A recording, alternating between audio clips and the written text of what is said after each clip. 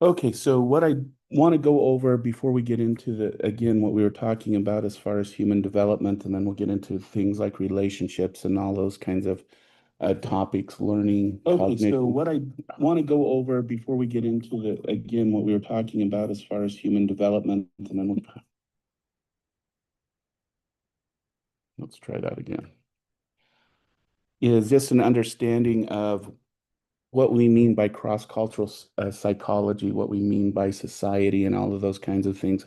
I'm hoping this is kind of a review, but let's see how that goes. So, definition of cross-cultural psychology is it's a comparative study between cultures that affects our human psychology. Okay. It draws conclusions from at least two groups and emphasizes critical thinking as its main focus. Okay. Now, as we will see when we get into the developmental section, one of the criticisms of cross-cultural psychology is it makes most of its comparisons on what are known as Western educated industrial and developed countries, such as the United States, Europe, those more developed countries, and then makes comparisons between this countries, the Western countries, and what you would consider second, third world countries. And a lot of the research, of course, is going to benefit and support that the weird countries tend to be, quote unquote, more superior and more advanced. Okay. Let, in about the last 20, 30 years, however, we've tried to get away from that. We've tried to get into other ways of viewing different cultures and comparing different cultures. So we'll talk about things like indigenous psychology, methodologies, and different other methodologies that try to get us away from doing comparisons where one country is viewed as superior or less than another country, so that we can really get down to what are the differences between two societies. Okay. And again, when we take a look at a developmental theory on cognition, we'll see that level of cognition really that an individual gets to has nothing to do with superior intellect. It has to do what is necessary to survive within that cultural and environmental context.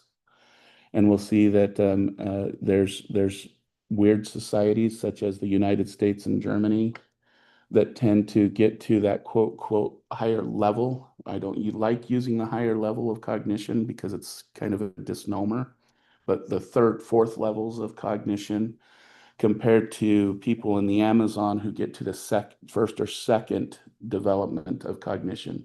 However, you take a German or an American and they would not be able to survive in the Amazon, right? Just as much as you couldn't take someone from the Amazon and just expect them to integrate into American or German society, because there's two different environments and two different cultural demands that are put on those individuals. So those are some of the things that we need to also understand as we start looking at cross-cultural comparisons. Okay. Now, cultural psychology, and this is just a note on this, is cultural psychology's focus on the link between culture and the individual within a culture. Okay. So, for instance, when we talk about what does it mean to be in a relationship in the United States, and we use the United States culture on things like individualism, patriarchy, power differences. How do those influence an individual in the United States without making a comparison to, say, relationships in the United States versus relationships in Japan, which there tends to be lower power differences, more collective, and a little less patriarchal, but that's another debate for another day. So that's kind of the difference between cultural and cross-cultural psychology. Now, the definition of culture, and just so you know, in this presentation, you can find everything in this in chapter one of the textbook. If you want to look at a little bit more deeper on these definitions. But the definition of culture that we want to use is a set of attitudes and behaviors and symbols shared by a large group and transmitted across generations. Okay. And this is kind of an important aspect of what culture is and what culture is not. Okay. So, for example, um, um, when we look at things like religious beliefs, attitudes, and behaviors, okay, those tend to be things that have been transmitted from parent to child and so on.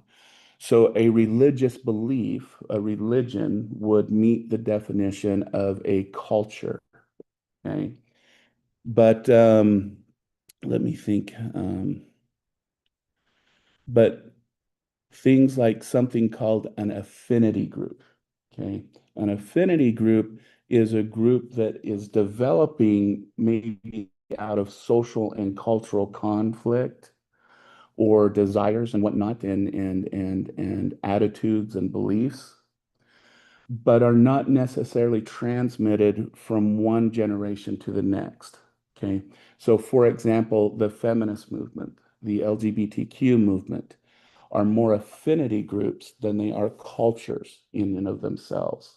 Okay. The reason now, however, if we go back to our definition of identity, right? Your cultural identity and your identity within an affinity group can have equal weight for the individual. So it's not saying that culture is more important or less important. It's saying that they are two separate things that influence us differently. Okay. And we should note the difference between explicit and implicit culture. So observable customs and practices would be something explicit. Okay.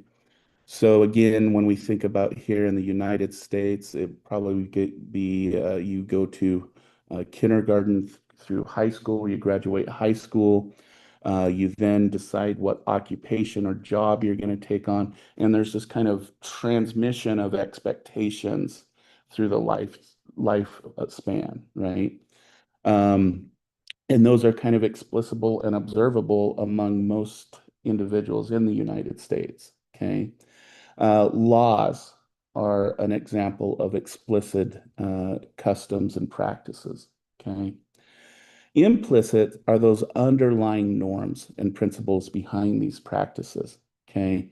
So, for example, an implicit rule that you shouldn't drive above the speed limit would be because it's dangerous or you've experienced something from driving too fast. Those are implicit drives. Okay. The reason why explicit and implicit aspects of culture are important is that, interestingly, implicit principles and norms are more predictive of behavior than our explicit ones. Okay. So, for example, in the United States, uh, we've had a large history of prejudice and discrimination. Okay. It's even though explicitly, according to our Constitution, we're all born equal under God, all that kind of stuff, and that we all have the inalienable rights to life, liberty, and the pursuit of happiness. That's an explicit thing of our culture. Okay. However, the implicit drives, driven by a lot of the prejudice behavior, colonialism, slavery, drives us to have different attitudes and beliefs about people who are different than us. And that drives a lot of our behavior. If you look currently in today's rhetoric, with the passing of the conservative advocate lately. A lot of people supported him in his views and feel that the assassination of him was a horrific thing and a passing of him. On the other hand, there's other people who say, yeah, there's no one should be assassinated, but should we really be glorifying a life of someone who tended to be very prejudiced and biased in his speeches? So this is an example of people who accept that those implicit views that then were promoted versus those who don't, those who kind of implicitly say, no, what we're doing wrong, what we do against other people is wrong. Okay. So that's an example of how implicit norms and principles can drive people's behaviors. And if you think about it, it can draw along cultural lines. So the example I just provided, you can draw the lines between conservatives, liberals, right? You can draw the lines between those within a minority group versus those in the majority white European group, okay? And the difference in attitudes in those sectors, okay? So those are some examples that culture still plays a heavy role in determining our implicit or explicit attitudes. Are we conservative within the American culture?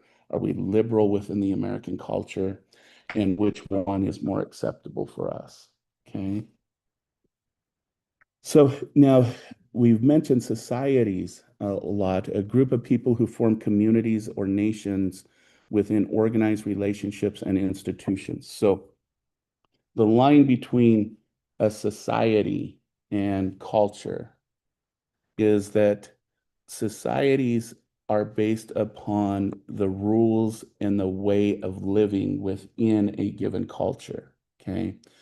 And the reason why this is important is we can say that there's an American culture, right? The United States, that there's that it can be defined as a society. But let's take this on the governmental level. That would be more our federal society, right? Our federal society based on being a member of the United States. Okay. But within that society, we have other societies. So people would argue, I think, that there's a difference between an Arizonian versus a New Yorker versus someone living in Washington or California. All of those also have their own societal rules that drive kind of the attitudes and beliefs within that given area or that given context. Okay. And the reason why this becomes important is societies are much easier to change than cultures. Okay. And we can see this, for example, in Africa all the time. In the African states and nations, the borders between states and nations move on a monthly basis. Those societies move borders all the time based on conflict.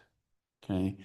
So a society is something that is movable, it's transmittable. Cultures take a little bit more time. Okay.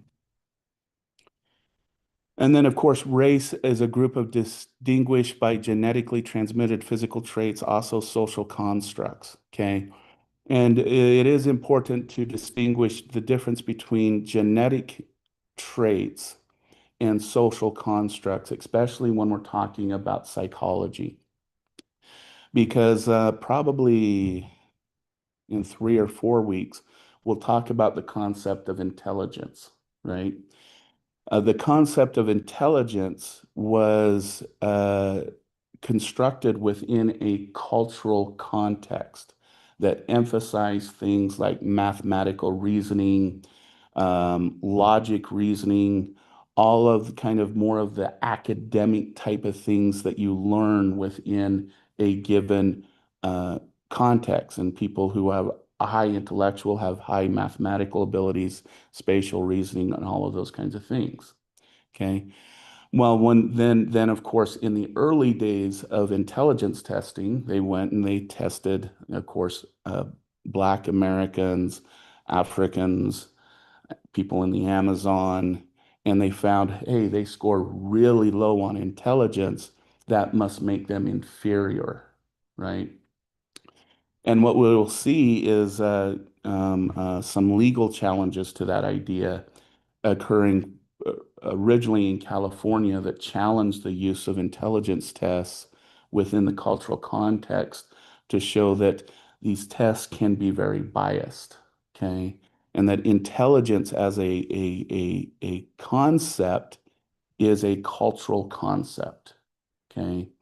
And so And that's what we mean by race is a social construct as well as a genetic, physical trait uh, um, um, concept.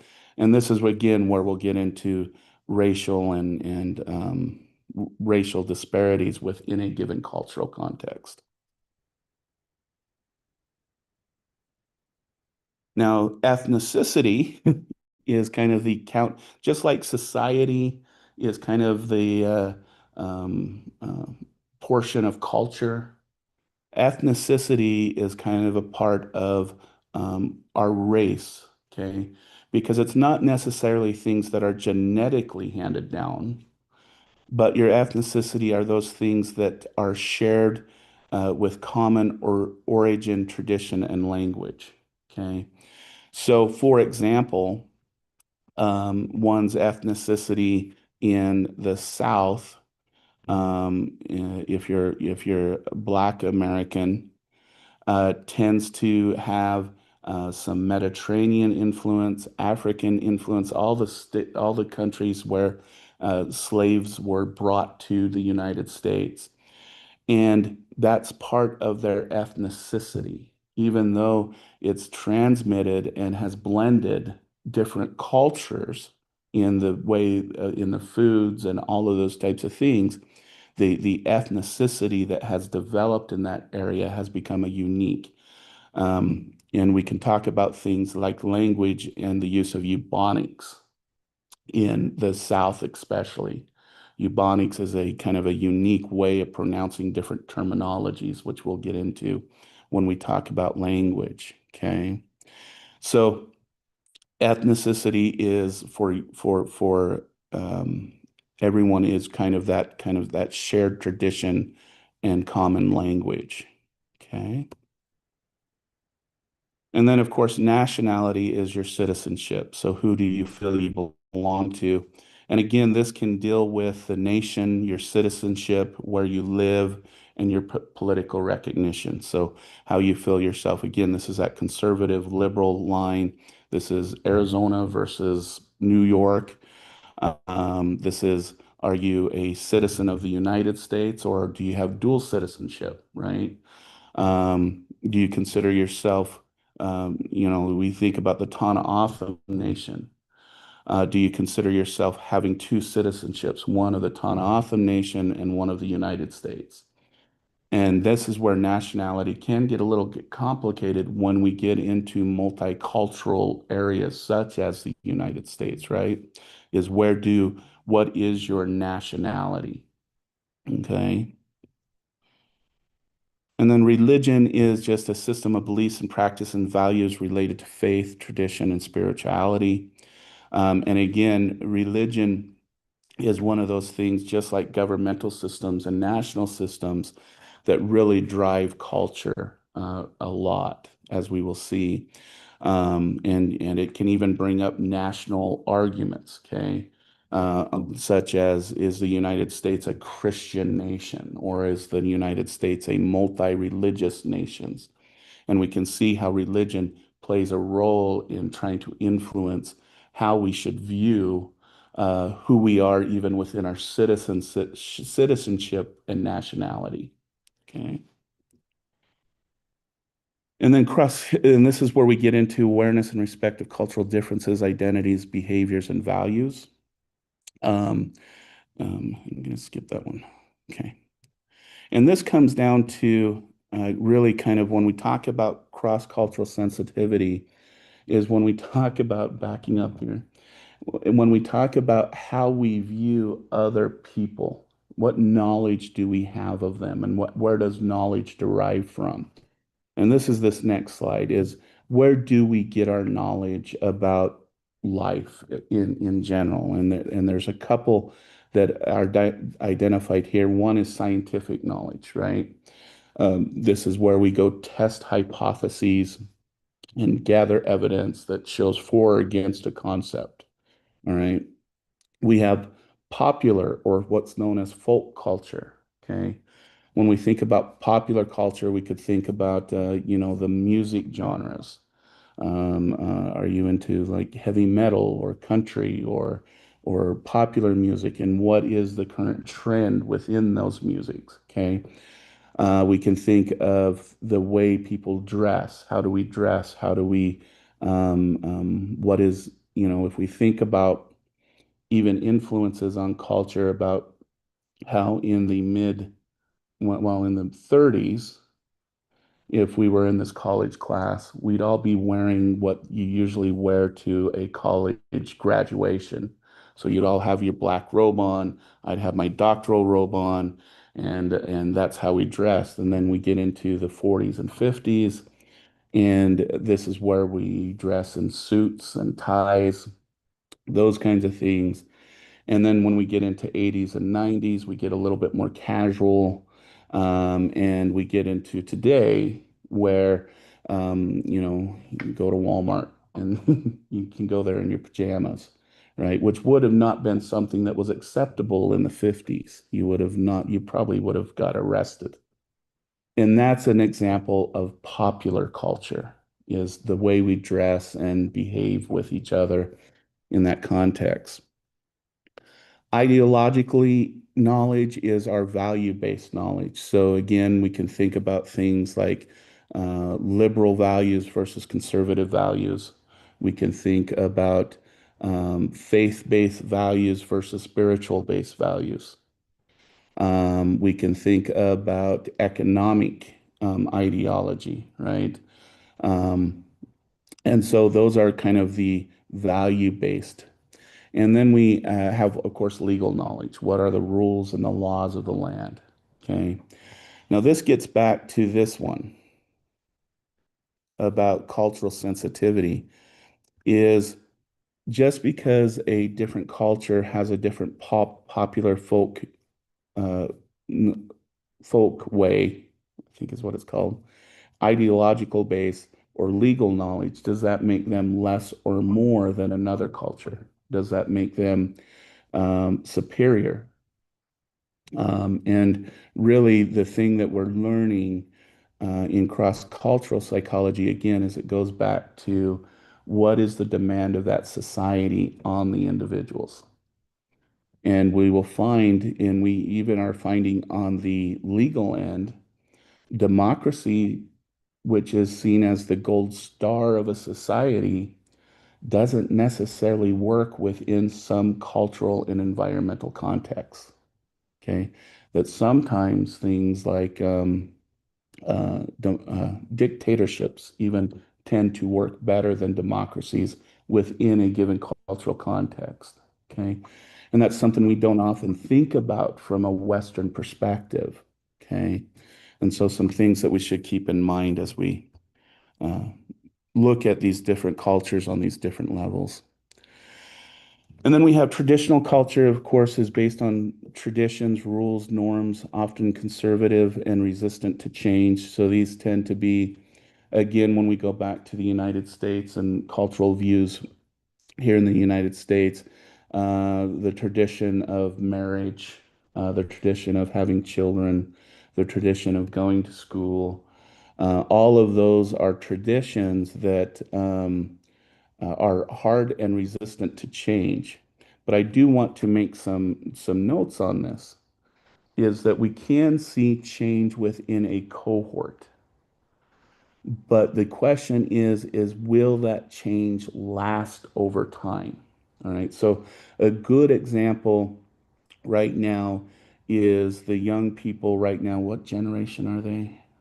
Who are the zeros to 20s and the 20s to 30s?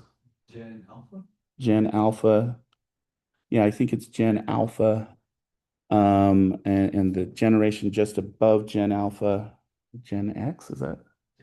I think. Anyways, we're finding that these generations are choosing more and more not to get married, more and more not to get into long-term intimate relationships, and more choosing not to have children.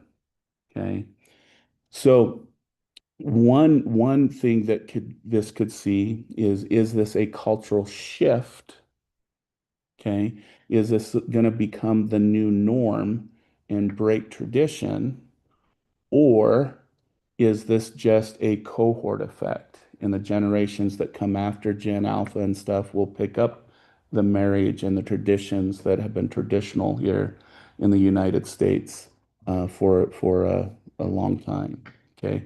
So those are kind of, so when you think about traditional culture, and you think about, well, my generation is not doing that. Okay, you still feel the pressure.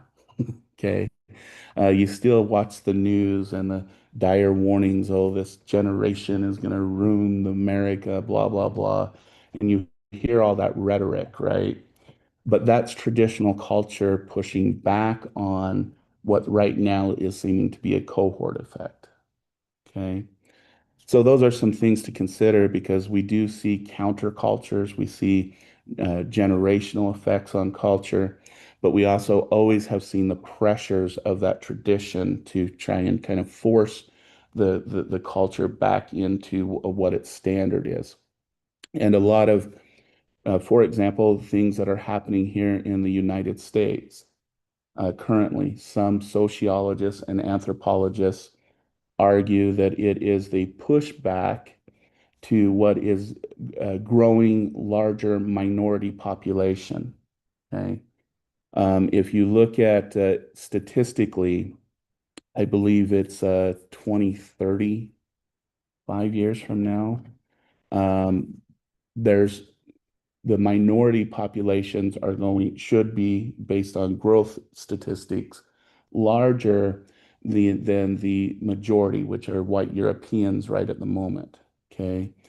And a lot of what is being seen with restrictions on borders, restrictions on immigration, the white nationalist pushback that we're currently seeing, the increase in hate crimes and prejudice, is from some sociological perspectives, is a pushback on what is seen as a threat to the traditional culture here in the United States. Okay. We'll see how this plays out. We'll see how this works. But that is kind of the current belief. And in fact, I believe in 2011, a famous, oh, he was a cultural psychologist. I can't remember his name. I think it was Merck. But he actually predicted what was going to happen during 2020 to 2025.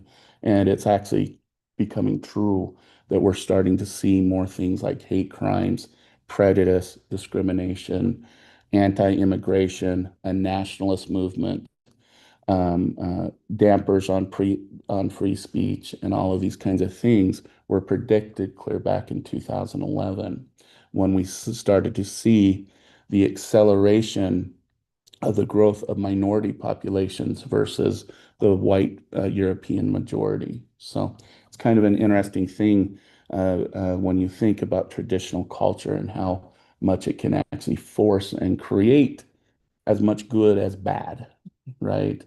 Um, and so it's just something to kind of think about, a thought experiment to think about. Okay. Non-traditional culture then is based on innovation, science, social change, dynamic, and adaptiveness. So probably the best example of non-traditional culture is the technology movement. Okay. Um, I always think about it interestingly in education, which I think is interesting.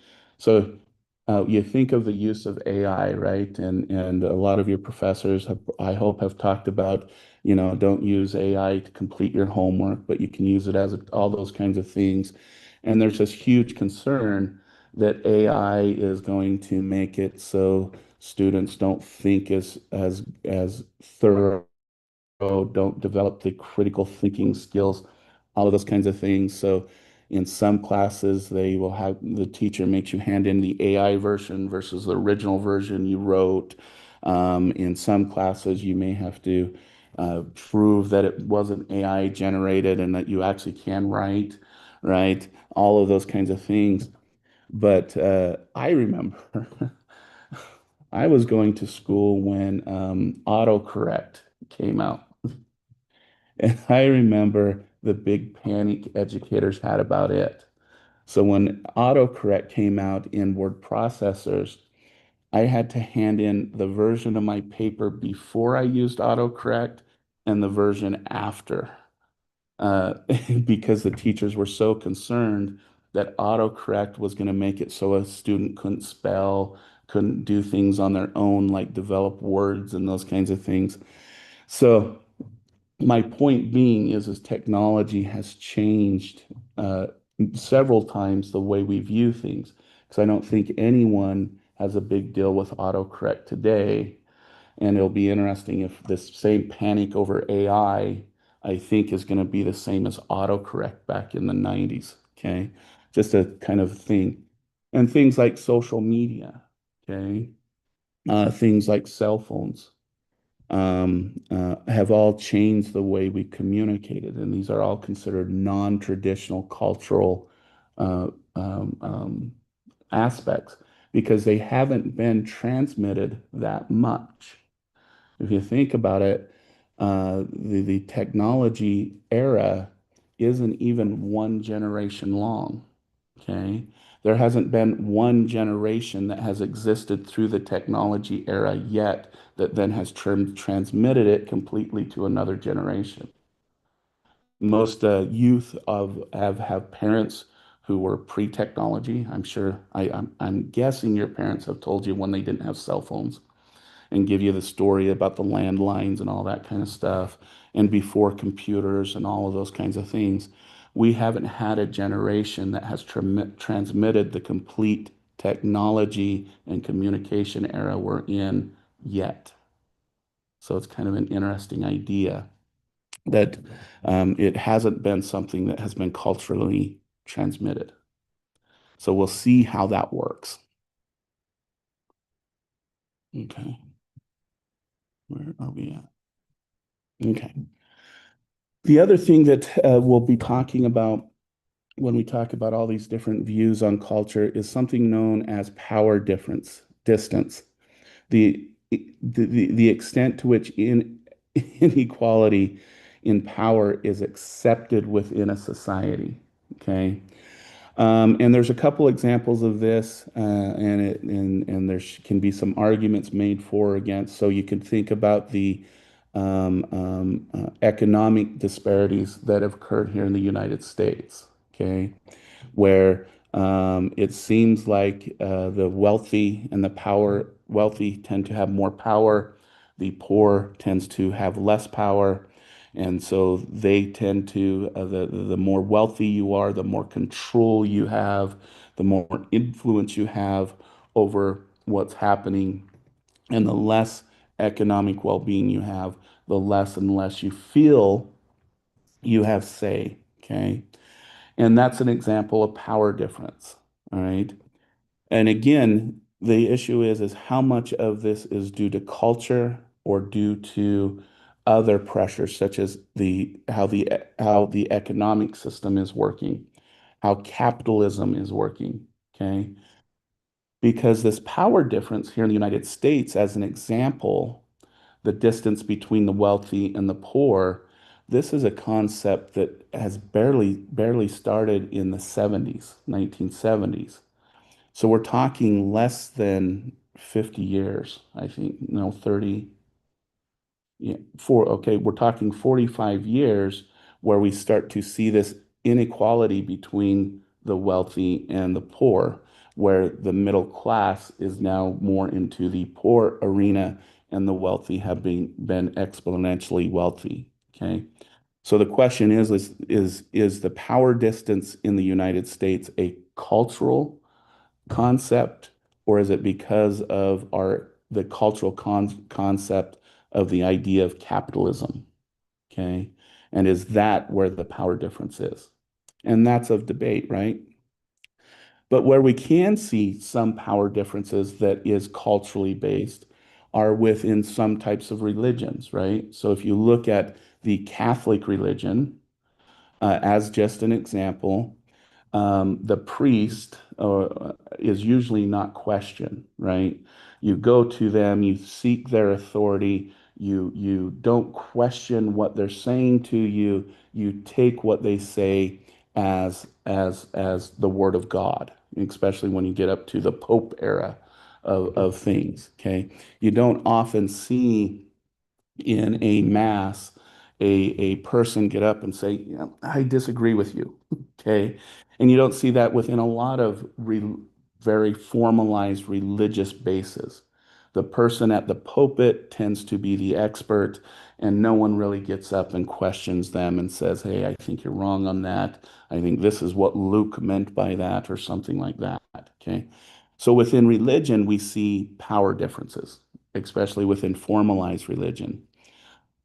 But there are some religions where the power difference is less, right?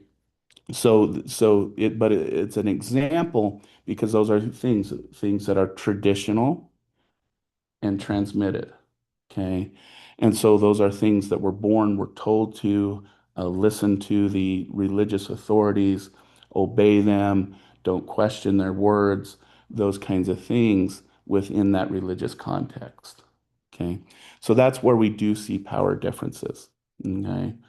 And and so within a culture, even if that broader culture doesn't have a lot of power difference, subparts of that culture can, such as within the religion area or within other areas. Another probably good example of power differences in some cultures dealing with matriarchy and patriarchy and the power differences between genders, right? Uh, and so we'll see some of these different things play out as we move, especially through the developmental section. Okay. And the other cultural aspect that we will look is something called uncertainty avoidance. And this is a degree to which a society or a culture tolerates ambiguity or uncertainty. Okay. So this is where we can have a loose culture where the people within that culture or society are very accepting of different views, different ideas, those types of things. And then we could see closed societies where anything that is said beyond what's called the dogmatic view of that culture or society is not tolerated. Okay. And we can see when we look at this, we can look at like, for example, organizational cultures. Okay. There's some companies that welcome diversity, they welcome new ideas, they welcome being challenged and having their views challenged. And then there's some organizations that don't tolerate that at all. Okay. And when we look at, for example, the difference between the fast food culture versus the innovation culture within technology. Okay. Fast food culture, you go to work, you have a set things you have to do. You don't alter the recipes. You do the same thing over and over. That's a very closed culture. And you don't question whether or not you should be making a Big Mac with their special sauce versus mayonnaise, right? That's just not something that is questioned within that organization. But if you look at something like developing an iPhone or developing an app or developing something else, and someone comes in and says, well, we want to sell 1 million of these, but based on what you've done, it's only going to sell 5,000 because it doesn't have enough information, enough diversity within it to really create open market for it. Okay. And so this is where we'll get into uncertainty avoidance, and we will look at this again with things like parenting styles this next week. So we'll look at authoritarian parents versus authoritative parents. Okay, authoritarian parents they're the ruler, their rules go. Any deviation from that results in a punishment or something. Okay. Authoritative parents are those parents who value their children's opinions and ideas and come to a conclusion based on the family. Okay. And we will see how different cultures actually support those two different types of parenting styles and how that actually plays into that child's view of culture and whether they're going to follow the culture or deviate from it, for example. Okay. And then the two big ones we'll also look at, and I've mentioned these terms over and over in this class so far, is the difference between individualism and collectivism. Okay. And individualism is behaviors based on independence, self-reliance, and personal goals. It's about the individual and what they can achieve as an individual. Okay. Versus collectivism, which is behaviors are based on interdependence, relationships, group harmony, and shared responsibility. Okay. I always think of these two things in the notion of shame. If you feel bad that you did something wrong, that's an individualistic idea. If you feel bad because you think what you did is going to hurt someone else or is going to affect someone else, that's more of a collectivist idea. Okay.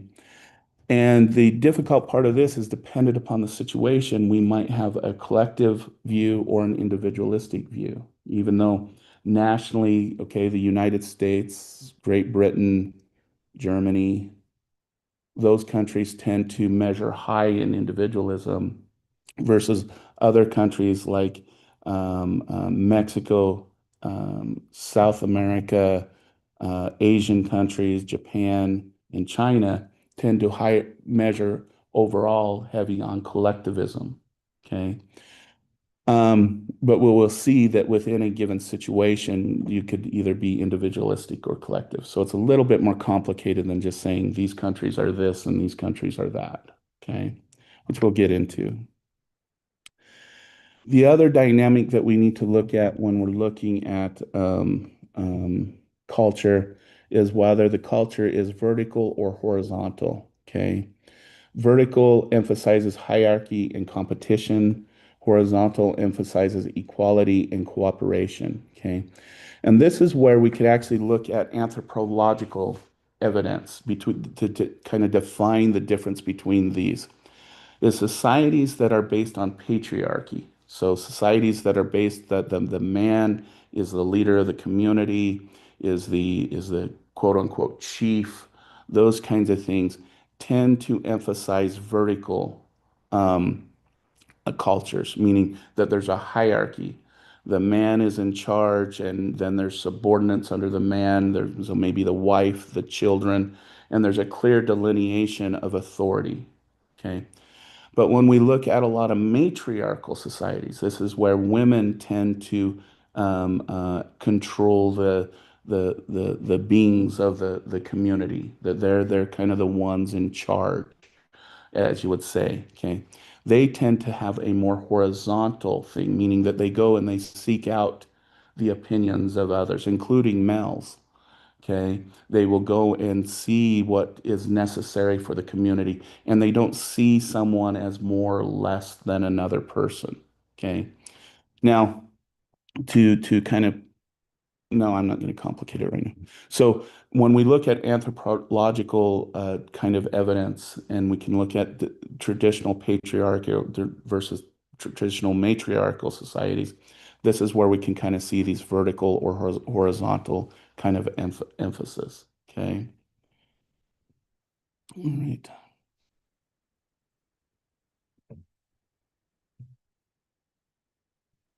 I think we've gone over some of these. Okay. Yes, we have. Okay.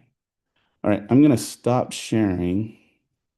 I know I threw a lot of definitions and stuff at you guys, but I just want